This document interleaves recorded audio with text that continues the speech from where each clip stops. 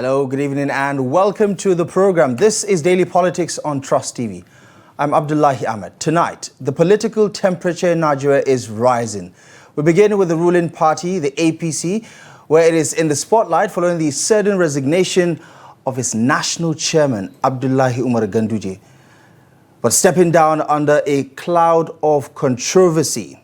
In Rivers State, a political ceasefire has been struck for the second time as President Ahmed Tinubu brokers peace between Minister Nyesom Wike and Governor Siminalayi Fubara after months of fierce political hostilities and a state of emergency. On the opposition front, the PDP remains in turmoil over the national secretaryship position, with party factions pulling in different directions. And at the center of the democratic process, INEC is facing tough questions about its transparency and neutrality as new political movements seek registration.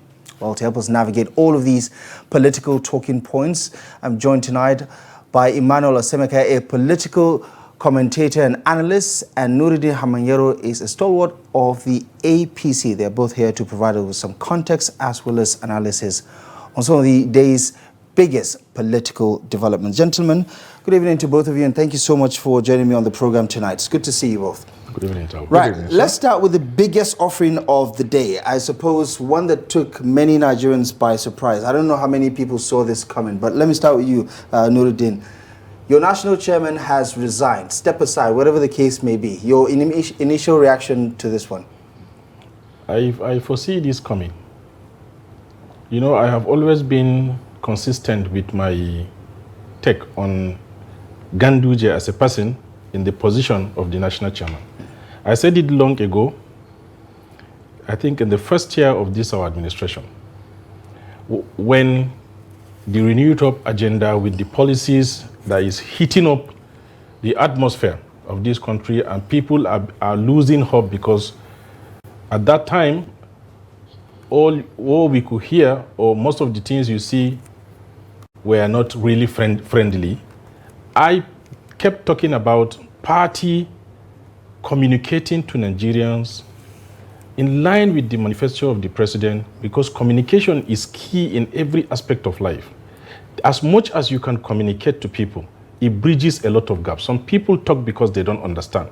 But if you can digest these things properly and put it to the public, this is what we are trying to do. This is how long it will take. And then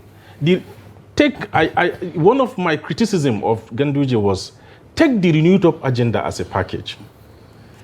Create a model that will be a check mechanism for everybody in the government.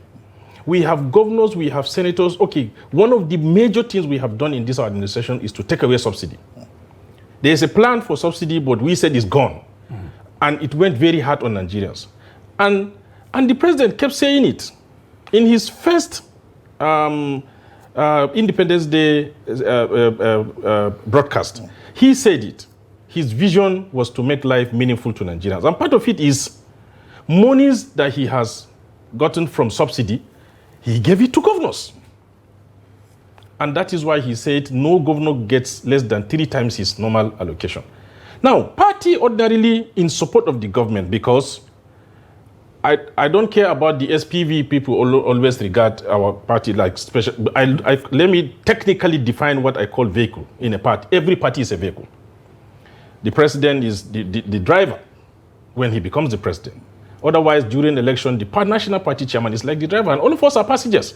So if truly this car must remain intact and well-functioning for the next 4 years, and to be able to deliver the same president for his second term, and for some people to also go back to their position, or new ones will come, then the party has to be active. And I was thinking, with that kind of system, the APC would have set up those kind of models so that it will be in sync with governors. What are you doing to support this our renewed up agenda? How do we check you in 6 months in line with the president's agenda? But it wasn't forthcoming. And I tell you, so it seems the guy has his own personal agenda. That is just the truth. Isn't that typical of Nigerian politicians? Nigerian politicians, but Mr. Talba, Sometimes even when you have a personal agenda, if you look at the matter at hand, and if you are sympathetic, okay, one of the things I criticize Ganduje for is holding an entire state to ransom. I'm not sympathetic to either SLS or Aminu Ado. No, I don't have any business with that. My concern is a traditional institution that we so much respect. We are a people of culture in this country. But you held it to ransom using whatever it is, apparatus around you, as at the time, because you feel you have access to those things. Ganduje is one of many names that have been mentioned. Many names, but if you look at from the beginning, ab initio, to the point where we are talking, he is at the center. Right. And you can attribute it to him 90% than any other person. And that is why this is just one of it. Right. And if he continues like this, it was just a matter of time. Remember, there was a period that this guy is going for ambassadorial appointment. And it's because of the pressure around him. Now, it has lingered for so many times. This is just like every day for the thief. Right. And I wish him luck in his next, life. National party chairman must go. Another chairman will come. So party remains the same. And we expect the next person that will come will do very much better. Put the party together because we have... Is the party divided? No, we are not. At all, we are not. Okay, let me come to Osemeka. There's still a lot more questions I'd like to pose to you about, Ganduje's resignation. But a lot of people think that this is beyond just questions about his leadership, that this is a plan towards 2027, that there is a re-strategization by the Bola Tinubu administration to try to get the most out of the votes in 2027. What do you think about that, especially with people talking about a possible alliance or defection of the former governor of Kano State, Rabiu Musa Kwankwaso, join the party? I mean, in politics, nothing is impossible. And for a behemoth like APC, excuse me for using that word, I mean, I use that advisedly properly. APC has become pretty big. And I'm afraid for APC itself. Because one, like my brother clearly stated, the government is not synergizing or synchronizing. APC, if you look at the manifesto of APC, you look at the renewed hope agenda on a face value, you'll be like, wow, this is fantastic. A lot of intellectual work went into the APC manifesto. A lot of intellectual work also went into the renewed hope agenda. I mean, if you look at the renewed hope agenda, the renewed hope agenda looks so much like Hope 93 manifesto. So it's just a little tweak the left and right.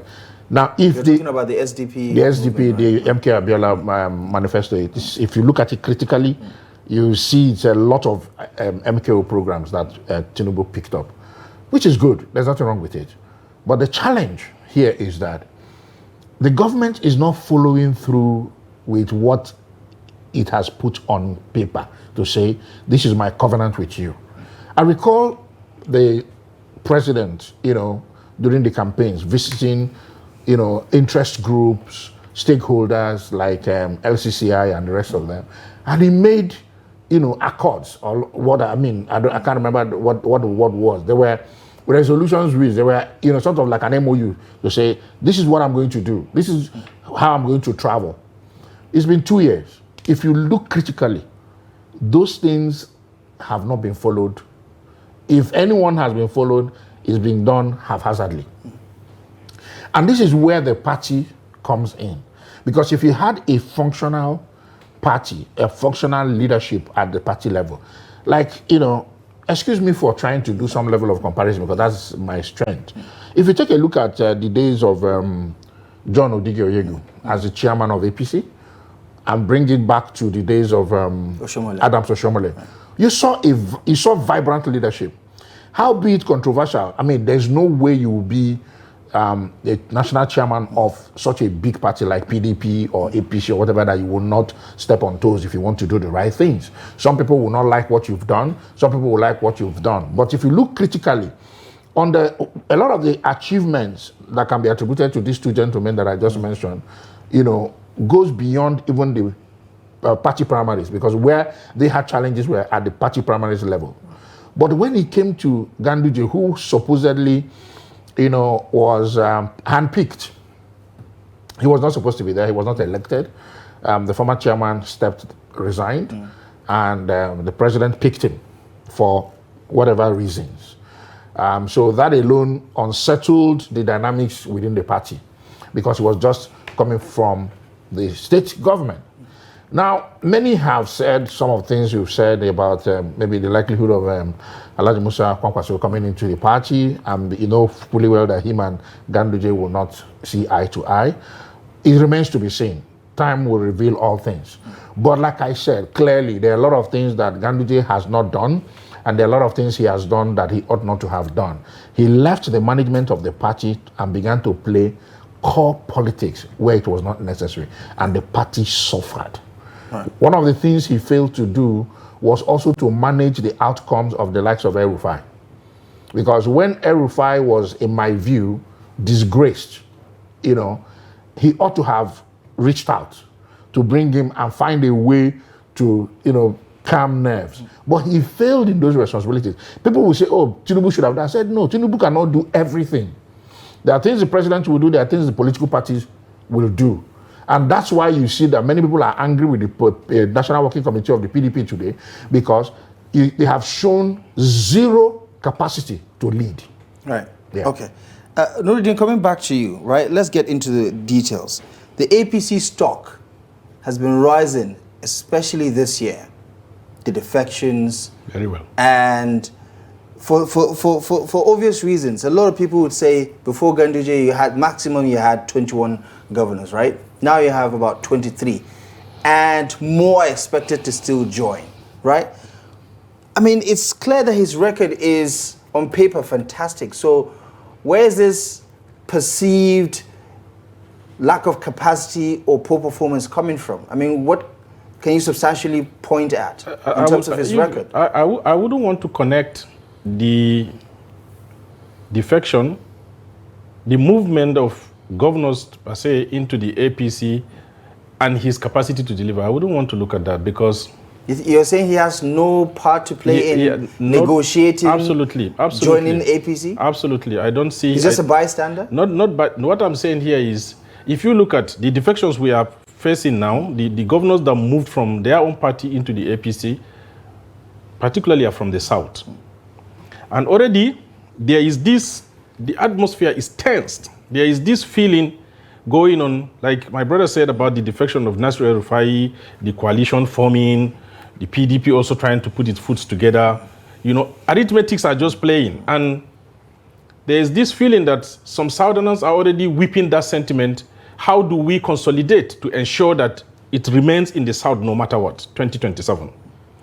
And some of them look at it, okay, why not we quickly show our solidarity to the president, and that will affirm our loyalty to the region, and maybe this will change the impression of the Northerners fighting for it, or some people trying to instigate. And that is the movement you are looking at. So it has nothing to do with Ganduje. Yeah, but beyond that, I mean, in Kano, for instance, in Kano, which is one of the hotcakes in terms of we've not voting, had, there's right? No governor moving from Kano State. But you have lawmakers who have moved, and you cannot dismiss their significance. But in Kebbi, for instance, you also had a sweeping defection. But on the assumption or on the impression that Kwankwaso, who is a godfather to those defecting, will likely move. So this is like a preparatory ground. How do you connect it to Ganduje? The same thing in Kebbi State you are talking. So the disconnection of people defecting into the APC and Ganduje's capacity to deliver as national chairman is very clear. If he is doing well, why resign? Is there anybody above 70 that is healthy? Even you in your 40s, you are not healthy. So issue of health, yes, I agree. Nobody will want to say, put it clear, okay, you are resigning because we don't want you anymore. Yeah, this is just a reason. We've seen DG, National Intelligence Agency, resign for health reason. We have seen the president's, one of the media guys, Ngalale Ajuri, resign for health, all family. So all these things are no problem, but... You think he's been pushed out? Of course. There is no two way to put it. It has no two faces. It's clear. If he is doing well, because politicking is brought back earlier, and I always tell you my position around these things, or anybody, we shouldn't be playing politics now, second year. It's very dangerous to the system. And this precedent is going to affect the nation generally. Right. But already it has started. And it will be clear, if you are not going to handle your position well, then you might likely be replaced. So perhaps he has not demonstrated his ability to keep the party intact and do very well in ensuring 2027. So then he has to go. Some people are connecting imaginary dots. Let's put it that way. That Ganduje moves out, and obviously, based on the APC constitution, the deputy national chairman from the zone will take over. A lot of talks about Dalori taking over, right? And some are saying that, with the convention just around the corner, Kwankwaso might likely be the next person on the ticket. I mean, these are all speculations, right? But they're also hinged on the controversy around, or at least the uncertainty around, whether Kashim Shettima is going to be on the ticket. So we could likely see the chairmanship move to the northeast and the VP slot go to the northwest. What do you think about some of these speculations, and do they make sense to you? There is no speculation that is imaginary, and there is no speculation that should not be taken seriously.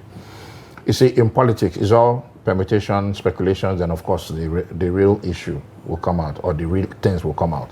Even when people criticize left and right, any wise leader should listen to his critics more than listens to those that could talk to him.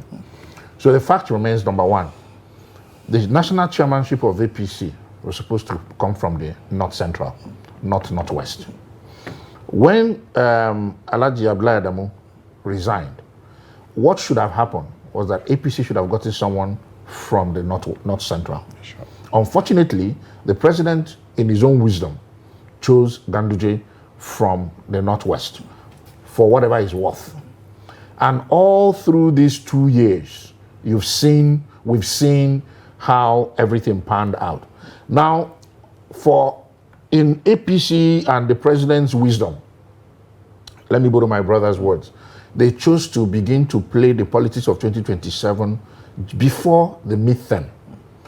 That shows that the party is panicking. Maybe the party is panicking because they know clearly that the way the government began is not good for the country, or that the citizens are very, very unhappy with the party.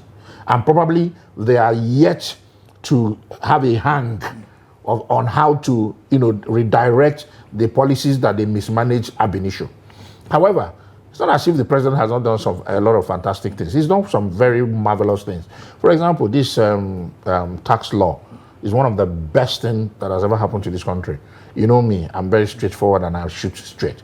This is one of the best things that has ever happened to Nigeria. This Nigerian tax law, fantastic. I hope the implementations will follow, seamlessly. However, the fact remains that that level of mismanagement, by shortchanging a particular region that had a position zoned to them, and now we are seeing 2027 at play, because all of this goes back to 2027.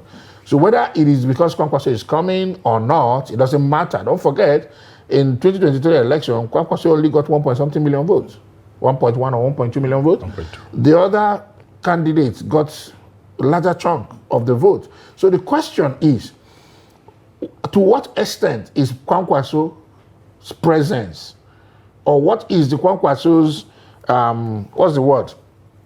Political capital? Political capital for APC as against Ganduje. It remains to be seen. Maybe when he moves to APC, Isn't it clear that Kwankwaso clears Ganduje, politically speaking? Yes, of course. Kwankwaso is Ganduje's boss politically. Unfortunately, Ganduje mismanaged his relationship with Kwankwaso when he became governor. But Kwankwaso bent backward severally to help him, to bring him to limelight. Right.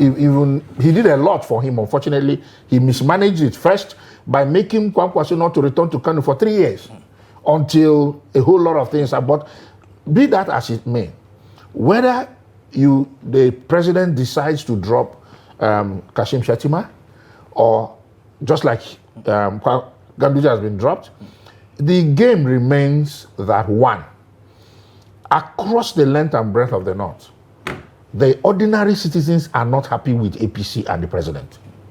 across the length and breadth of the South, the ordinary people are not happy with the president and APC. So what they should be doing now is how to help the ordinary people to even survive 2025, not 2027. That's the error. And I want to believe that probably that's what my brother is talking about, that you don't play politics 2 years into your administration. What you should do is to deliver dividend of democracy. There is serious insecurity across length and breadth of this country. There is almost next to nothing to show in practical terms, in terms of, in comparison to the amount of funds that have been, expended from our budget at the federal level, at the state level. Just like he said, they removed subsidy. The previous government removed subsidy. You could see clearly what they call subsidy reinvestment. In this case, the subsidy was removed. It is said that more money has gone to the states and local government. Hello, sir. Please show me those monies in practical terms on ground. Yeah, I mean, some would say hold the governors responsible instead of, asking the president to actually deliver on that. But we're going to have to segue into a different political matter. The second biggest surprise political development of the week came from the Aso Rock Villa, when last night people started seeing those images of the FCT minister and his Israel political godson, so to say, Siminalayi Fubara, in handshake with the embattled speaker, Martin Zamehule. And it's fair to say that this is looking like a happy ending. Hugs, smiles. Well, of course, let's hear from the horse's mouth after that photo at the villa. Here are the thoughts of Nyesom Wike and Governor Siminalayi Fubara after that meeting with the president.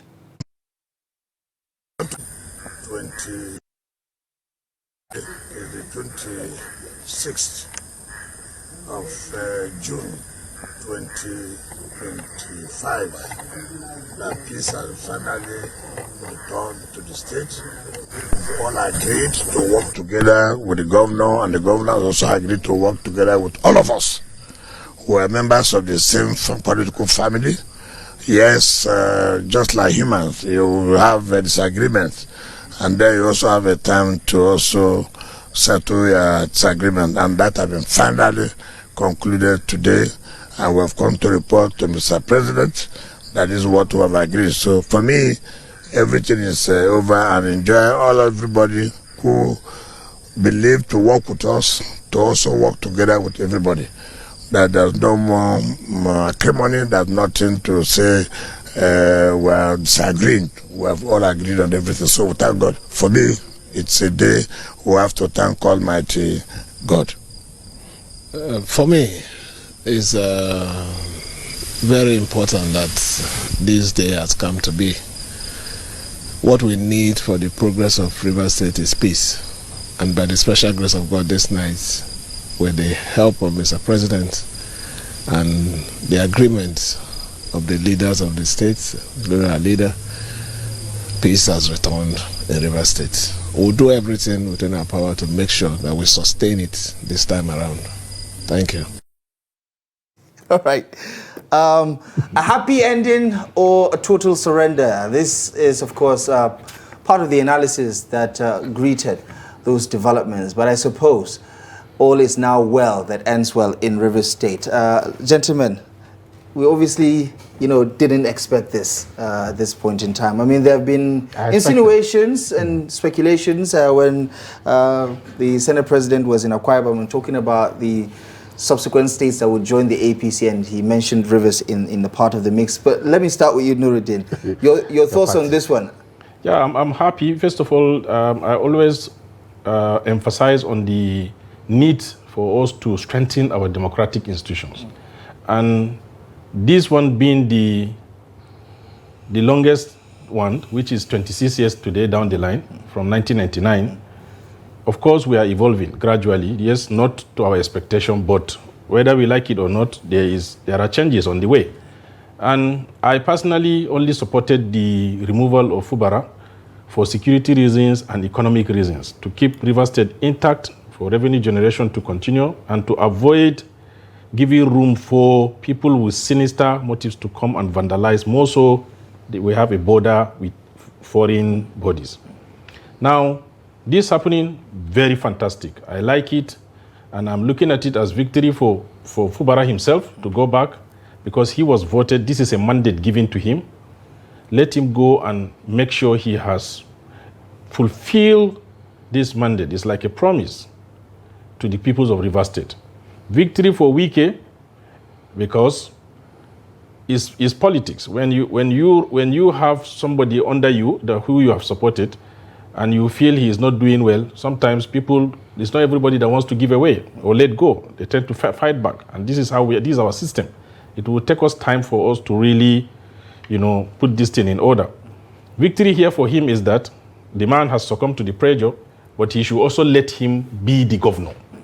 He should allow him be the governor of Rivers State, because he has enjoyed his 8 years. Yes, there are differences with Amechi.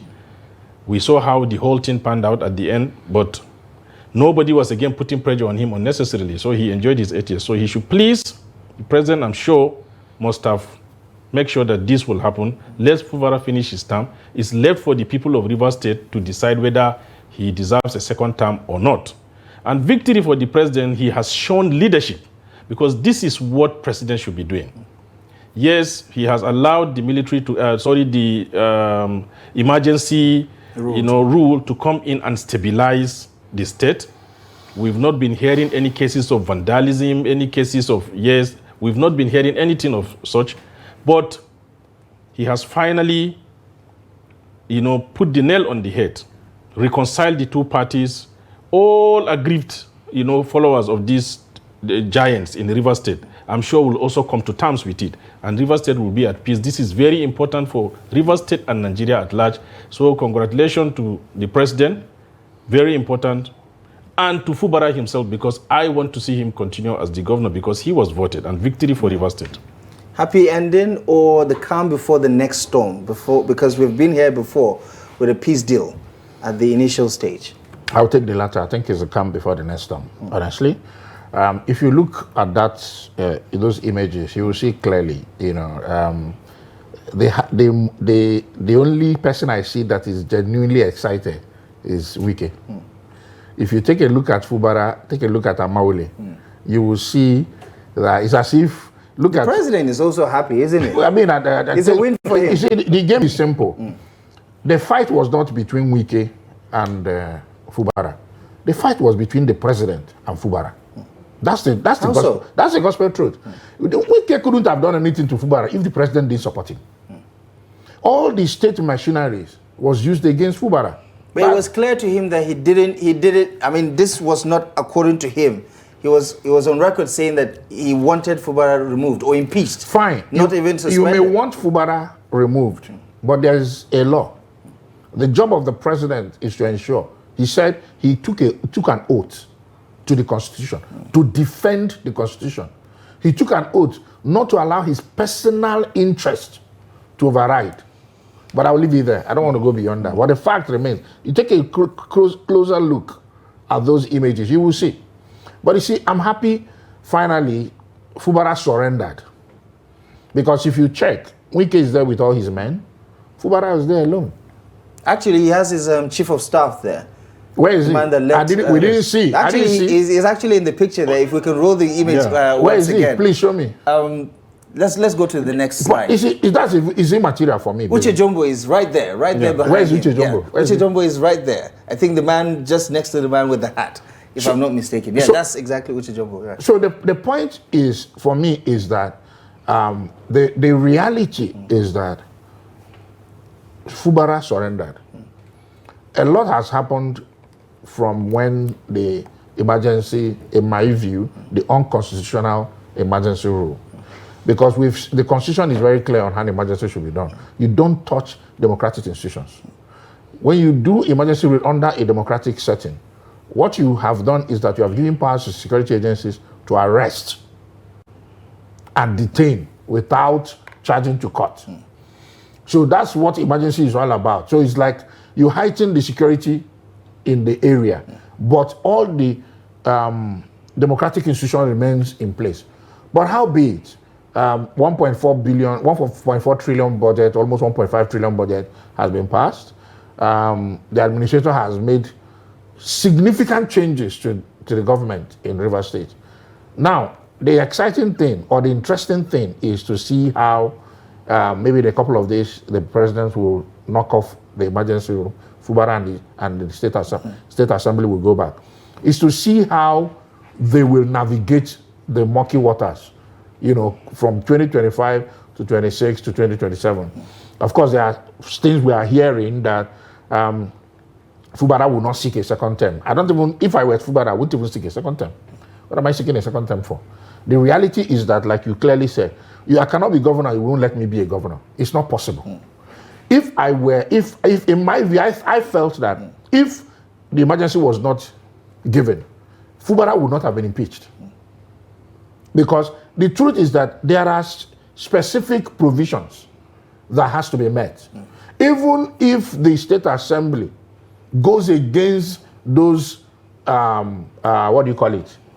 provisions, he can still go to court and return. And probably by the time the courts return him, if they take him out unconstitutionally, Rivers State will join one of those off-cycle states. And it will become different. So you could see clearly that Supreme Court gave a judgment that any state that does not have democratically elected local government should not receive local government allocation.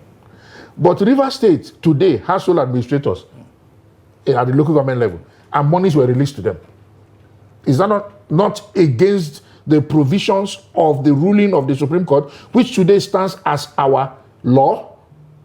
Two, you have the case of Osun State, where a court of competent jurisdiction gave clear judgment. But the Attorney General of the Federation, a man highly respected across the legal jurisprudence, chose to play politics with it. You see, these are some of the things that when you look at, sometimes you keep wondering, what is going on? All because of the panic attack that is happening at the leadership level of APC and the government. Why? Because they feel that they have not been able to, touch the people. That's where the problem is.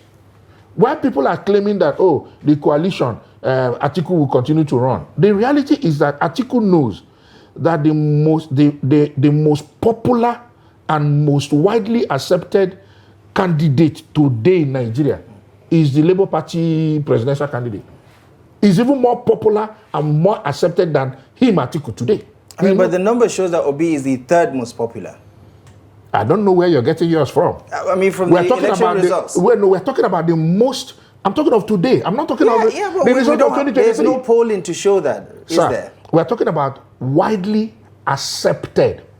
Most popular and widely accepted. A lot of people will say the president, if you look at the numbers, with all the defections, with everything else, I don't know where your mathematics is coming from. I will show you the facts. Don't worry about it. We're not talking that's why I say we don't have the polling. Today is 2025, not 2023. All right, let's just double down on it. And earlier I was trying to refer to Edison Ehi as the chief of staff when I mentioned Uche there. But let's talk about what this actually represents for the APC, obviously, and its capture of the southern part of the country. I mean, before now, APC has not made a significant inroad in the southern part of the country, especially in the south and the southeast. Now we're seeing the likes of Akwa Ibom join. Delta, of course, started the new wave. Akwa Ibom joined, and we understand from the body language of some of the political leaders over there that there might be more. What do you think this peace deal represents for the APC's move to consolidate? Because obviously we know where Wike stands and his 27 lawmakers led by Martin Zamegule, who have openly chanted the mandate song of President Bola Ahmed Tinubu. It is clear that in a few time to come, APC will take over Rivers State with what we are seeing, and which is also good for us as a party. And like I said, these things are motivated out of the desire to keep the sentiment to keep power in the South, which I would not blame the Southerners doing it, because there is this unwritten law in our democratic system of power shift, particularly when I saw El-Rufai saying it some time ago that, 8 years North, 8 years South. And it's not written, but for now is somehow accepted everywhere. And I don't really blame, most importantly is I always advocate for, let it be for the people. Let it be for the people, because we are killing a system. If you go against it today, and tomorrow it is your turn and you think you are going to have a smooth ride, it will not go like that. And this is the same thing that keeps happening in this country, that today, absolutely, we are seeing it like a joke. Everybody is not finding it funny. And if we continue on this trajectory, honestly speaking, we'll just be doing politics, but everywhere in the world will be jokers. So certainly, fighting today, peace brokered, today peace happening, next tomorrow fighting, is not a good thing. Let's try and build up democratic institutions that will represent the true interest of the people, and there should be check and balances in government. And once it is time for government, we should allow the period of governance. Let citizens feel the impact of government, should be allowed to express their feelings when they are not happy or happy. There should be this freedom of information. Let's build up a system if truly we want democracy. But if we continue like this, today is our turn. Tomorrow it will be somebody's turn. Are we going? We're going to sit on the other side of the aisle. Are we going to accept it? So we really have to look at this country and build it as a nation. Otherwise, if we continue like this, happening now, peace tomorrow, fighting next tomorrow, it's really not going well. Because, and I will always want to say this, anytime, governors, whether serving or retired, I don't know how we are going to do it, but the powers, and that is why for people like Al-Mustafa who says there is everything wrong with our constitution, I believe him. And if we are going to change it, it must affect everything. Because even the system we are practicing is not for us. Because today we have governors doing the unthinkable. Right. So honestly, this is just my take on this. On that particular note, let's head over to Nasarawa State, where a couple of days ago, actually just less than 24 hours ago, the president was in Nasarawa to commission some projects by Governor Abdullahi Sule, and he had an opportunity, as always, to take a jab at what is forming on the other side of the aisle, where the coalition apparently is, been getting a lot of attention from the president. This is what the president had to say about the coalition and their ragtag commitment to wrestle power out of his hands. I'm not geared for what they try to pull on me, only political campaign. But who is a politician who will keep quiet when the gangsterism are forming a coalition to unseat themselves? Right. I mean, sometimes the president is quite diplomatic with his choice of word, but this time around you feel like, that was a below-the-belt punch. Gangsterism, and he also described them as political IDPs. Seems that the president is actually unsettled by everything he's seen on the other side. What do you think of his, comments? I'm sure you've been listening to me. I've told you that there's a panic. I don't know how that panic came about, but I know one thing for sure. Even if you don't know politics, but if you look at what is politics, is it not distribution of resources? If you take up leadership position, public leadership position, and the people have given you the sovereignty to manage their resources. The idea is that your programs and policies should be able to affect the lives of the people positively. Even if in the immediate those policies are not scaling down, there's a way you communicate to the people and give them hope. But unfortunately, we have a president who is out of touch with the realities of Nigeria. I think Nyesom Wike has, influenced Mr. President a great deal.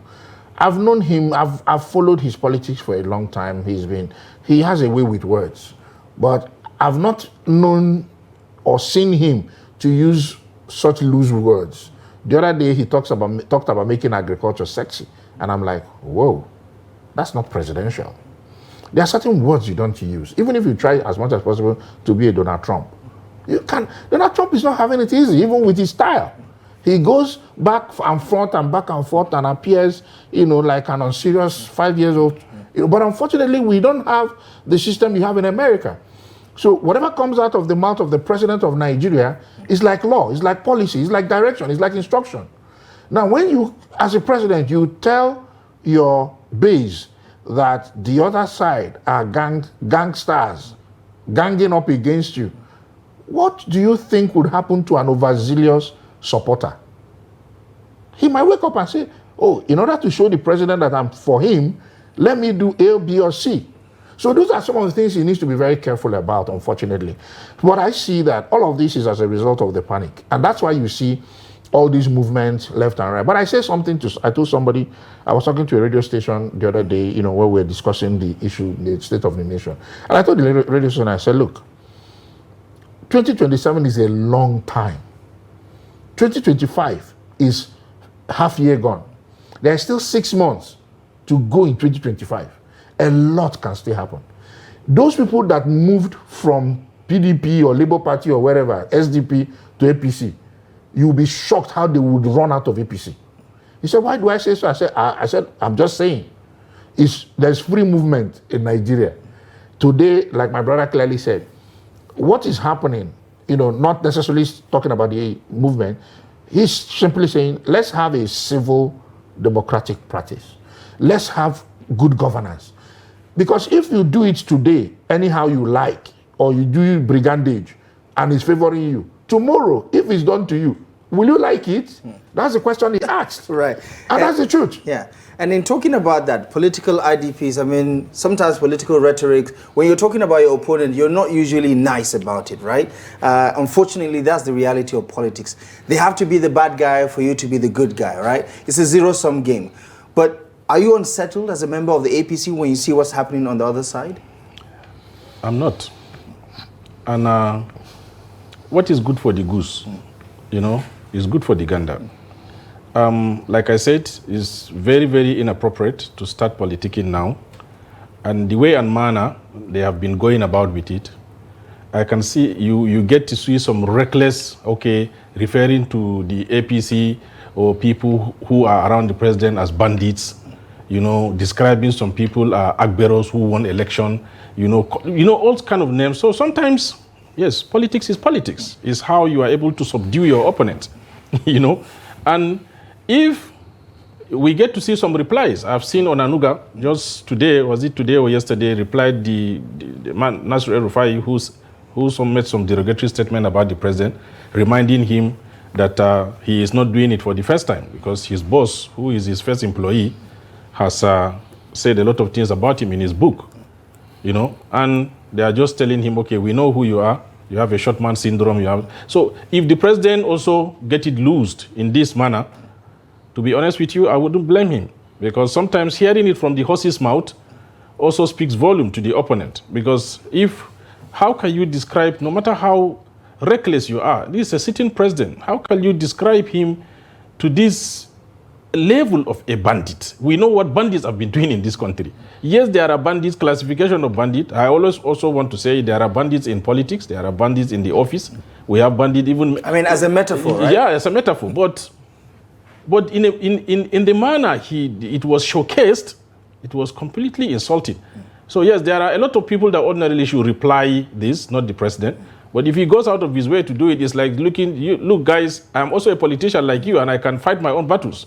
So if you continue this way, I will make sure you lose. So honestly speaking, I don't give him a total blame on using statement like gangsters, because to be honest with you, are they not gangsters? Because would they want to be disturbed in their second year in the office? Is it fair to describe someone in the caliber of an Atiku Abubakar as a gangster? I am not. Did he mention? Did he mention names? Did Atiku? I mean, when he says coalition, we know the person who is heading the coalition, right? Again, but is it fair to describe the president as a bandit? That's what I'm telling you. What is good for the good. So sometimes utterances, people should learn to talk to their friends or their allies to be mindful of their words. Right. Because if you think you can just come and insult me and I will keep quiet, maybe the reply will hurt you the more than me. You understand? So we should have some, and I was telling my friend before we start, we should have some level of decorum, rather be objective in criticism. And that is why it will, the same way you think, if you use this kind of word, it will have influence on the followers. Likewise, if you use good words, it will have influence. Because if today, criticism is about objectivity, people will also look at it in that light. But if you want to call somebody a gangster or a bandit and people say, oh, is that what is the game? Then we start carrying machetes and rifles. Then it's the same way. If you begin to criticize with some KPIs, you did not do this, we did this, you did not do that, then the man will also be educated and it will go a long way. I mean, it's something that Nigerians have become quite used to, this very vulgar type of expressions. But we have a couple of minutes to spare, so let's talk about INEC, right? It is back in the news again. For obvious reasons, applications have been sent to INEC since 2018 to date. No single political party has been registered. The INEC chairman has clarified on how the commission is going to streamline and double down to make sure that any application that meets the legal requirements get registered. And there are 100+ applications so far. The latest one, of course, is the one of the All Democratic Alliance, I believe, which we understand has links to the coalition. What's your take on some of those accusations or criticisms that have come the way of INEC and its leadership? Unfortunately, those that are supposed to be responsible for oversight of the INEC have really not done their job properly, because I don't see how the law clearly states that INEC has 30 days to either register or reject. And since 2018 till date, you have not made a statement on an application or the several applications that's come to your table until the supposed influential application comes up, knowing fully well that those influential ones have the voice to challenge you, in the media and in any sphere that is within their, reach. Unfortunately, we have an INEC led by Professor Mahmoud Yakubu, who has shown some level of bias, if I may say. I'm not saying that the political parties are also living up to expectation. No, they are not. Because a lot of the rules also, the political parties are not even following it. Take a look at PDP, for example. I don't see how a party will be shooting themselves on the foot. I don't see what is so difficult in doing simple things, to the point that grown men, governors will wake up and march to INEC to go and ask INEC how they will run their political party. It's laughable. And so when you hear the president laugh at their failures, you can't really blame the president, because it is self-inflicted injury. But the fact remains that as an umpire, INEC has one single responsibility: stay neutral, follow the law, so that people don't point at you, because it's about lives of 200+ million Nigerians we're talking about.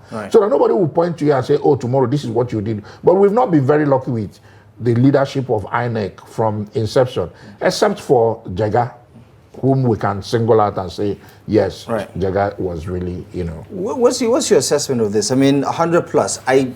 A lot of Nigerians are praying to God that we don't end up with 100 new political parties in 2027, because that will make the entire process a lot more cumbersome. But what do you make of this process and some of this push to create new political parties? Because, there are several groups out there that want to represent something else than what the other 18 political parties have. Mr. Talba, I will be very honest with you. We've taken politics to be business of Naira and Kobo in our pockets. And today, most parties you see registering don't even have a plan for their self, let alone for Nigeria. And that's just the truth. They don't even have plan for the party itself they want to register.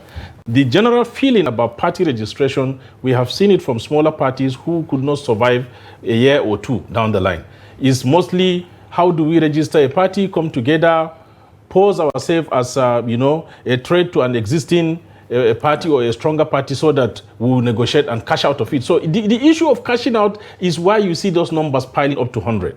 But coming down to INEC, like we all agree, for Nigeria and democracy to stand and for us to enjoy as it is supposed to be, INEC should be neutral and they should be seen to be doing what the law states, not what they want, and they should be unbiased. Okay. So this is just good for democracy and good for everyone, and is highly advisable here. Gentlemen, fantastic conversation. Thank you so much for joining us on the program tonight. I appreciate you very much for your analysis. Thank you for your pleasure. All right. And that is our show for you tonight. Thank you most kindly for joining us on Daily Politics. We'll be back next week live and exclusive on Trust TV. Until next time, I'm Abdullahi Ahmed. From myself and the rest of the team, thank you for watching and do have a lovely evening.